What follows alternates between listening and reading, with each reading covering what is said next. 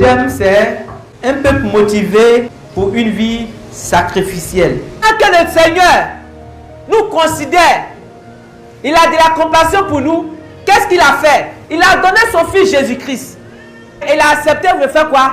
De donner sa vie à la croix du calvaire. Voici un élément qui doit montrer aux chrétiens, qui doit pousser les chrétiens à être motivés pour une vie quoi? Sacrificielle.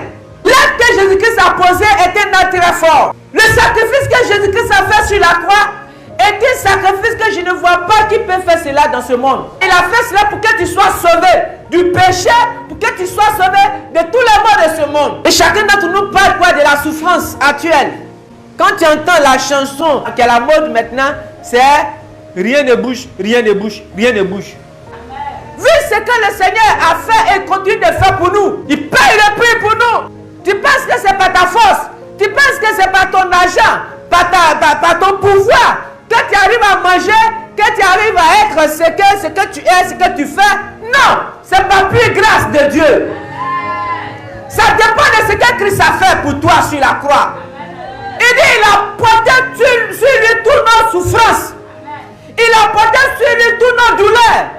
Il dit, par ses maîtrises, nous avons été guéris. Si tu es en bonne santé, si tu as vie, sache que quelqu'un a payé le prix. Sache que quelqu'un a payé le prix. Et cette personne, c'est Jésus-Christ de Nazareth. Gloire à Jésus. Il a porté toutes nos douleurs. Il dit, Dieu prend son amour envers nous, dans Romains 5:8. Son amour envers nous, à ce que lorsque nous étions encore des pécheurs, Christ est mort pour nous sur la croix du calvaire. Alléluia. Nous étions toujours en conflit avec Dieu. Quelqu'un qui continue de s'adonner au péché, la personne est en conflit avec Dieu. Comme l'atteste la parole de Dieu. Il dit, celui qui aime le monde se rend ennemi de Dieu.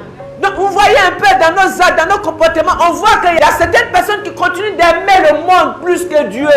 Si les choses du monde t'empêchent de faire la part de Dieu, de faire la volonté de Dieu, c'est que tu continues d'aimer le monde. C'est comme pouvait le dire Dion Robert. Pour les chrétiens, surtout chrétiens évangéliques, on se joue les saints. Nous connaissons Dieu, on parle la langue.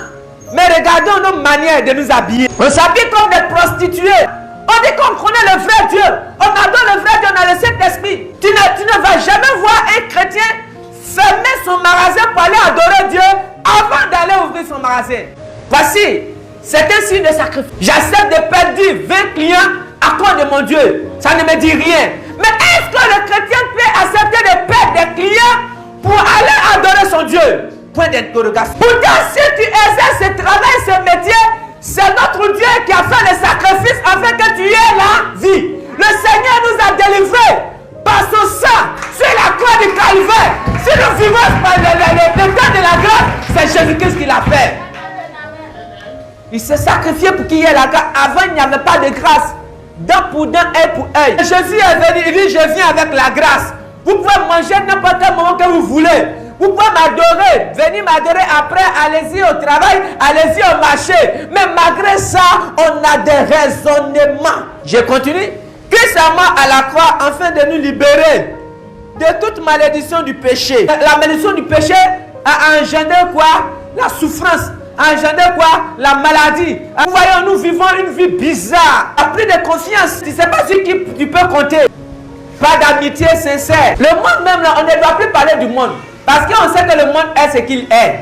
Mais nous qui disons que nous confessons Jésus-Christ, quand on regarde dans ce milieu, le péché même qui règne, comme vous pouvez le dire dans un passage de la Bible, il dit, on a entendu parler qu'il y a des péchés qui existent au milieu de vous, que ce péché, on ne voit pas ça dans le monde. Tu ne vois pas quel sacrifice qui peut dépasser quoi?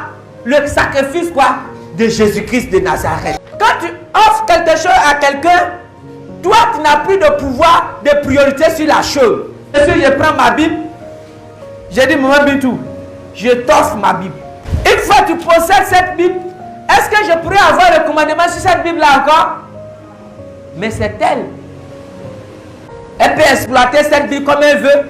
De fait que je viens de donner cette Bible à maman Bintou, je ne dois plus parler de cette Bible-là encore. Je ne dois plus dire que non, j'ai une Bible, mais j'ai donné à maman Bintou. Tu n'as plus de Bible. Tu avais, tu n'as plus. Ça appartient à une autre personne. Alors Alors, nous disons que nous étions des pécheurs. On vivait dans le monde.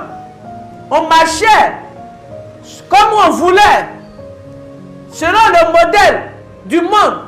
Mais on voit que non, cette vie-là n'est pas parfaite. Je vais m'offrir à quelqu'un d'autre. Et cette personne, c'est Jésus-Christ. Tu t'es offert à Christ. Jésus veut t'utiliser. Jésus veut se servir de toi. Mais toi, tu dis non. C'est que tu ne t'es pas encore donné. Si tu t'es donné réellement à Christ, laisse Jésus-Christ te gérer comme il veut. Si c'est ma Bible, si je veux, j'ouvre comme ça. Si je veux le faire comme ça. Si je veux le faire comme ça. Je peux prier, je peux redresser. C'est pour moi. Je suis le maître. C'est mon argent, il n'y a plus pour payer. C'est la même chose. Jésus-Christ, il t'a racheté au prix de son sang. Il a fait couler son sang sur la croix pour que tu sois appelé chrétien, pour que tu sois dans sa maison. Laisse Jésus-Christ t'utiliser comme il se doit. Le monde se meurt. Les hommes se perdent dans le monde. Le Seigneur veut les sauver. Alors qui va envoyer? Peut-être le mot est un peu fort. Mais je le dis, vous n'êtes pas choqué, mais nous sommes les chiens de Dieu. Comme un patron qui a son chien, il prend son chien pour aller au champ.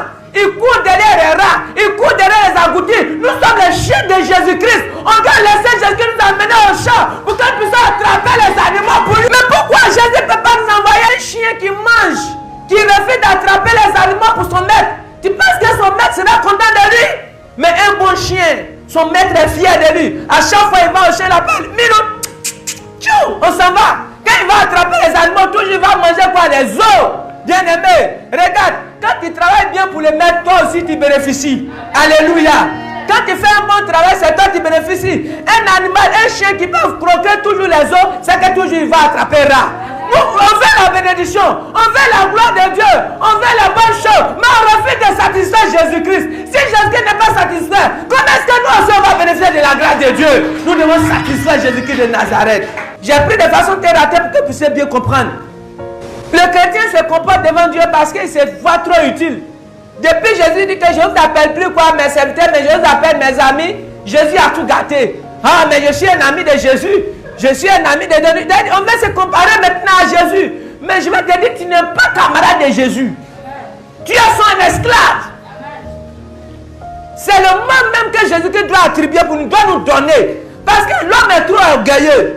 Quand l'homme, souvent, c'est comme quand quelqu'un vraiment, tu commences à te familiariser avec lui, tu commences à causer avec lui, lui parler des secrets, il te prend maintenant comme vous êtes même chose. C'est ce qui fait qu'il y a des pasteurs même là, tu les vois là, leur visage a pourri 2 fois là, c'est problème. Et quand il commence à rire un peu, il dit, oh, lui là.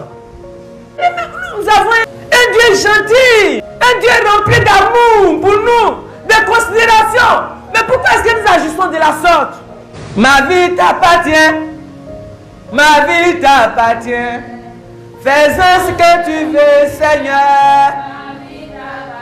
Oh, mon argent t'appartient. Alléluia. Seigneur. Vous voyez, il est plus facile de chanter que de vivre. Ma vie t'appartient. Mon argent t'appartient. Mais quand Dieu dit j'ai besoin de ton argent, tu dis non, non, ça ne faut pas toucher. Ma vie t'appartient. Quand je dis mon vieux, j'ai besoin de toi, va à Petit Marché, va à Oupoyo, va dire non, non, je ne vais pas. Vous voyez, pourtant on dit que oh, je me suis donné un sacré. Ce que j'aimerais que nous comprenions, c'est que le chrétien doit être motivé pour sacrifier sa vie. Pourquoi? Parce que Christ a payé le prix pour nous. Et sacrifier sa vie, c'est quoi? C'est de se consacrer, c'est dédier à Dieu, s'offrir entièrement entre les mains du Seigneur. Pour dire que je ne m'appartiens plus, mais j'appartiens désormais à l'Éternel des armées. Quoi que je fasse ou je fais, cela doit venir de Dieu. C'est le Saint-Esprit qui doit m'orienter dans mon esprit.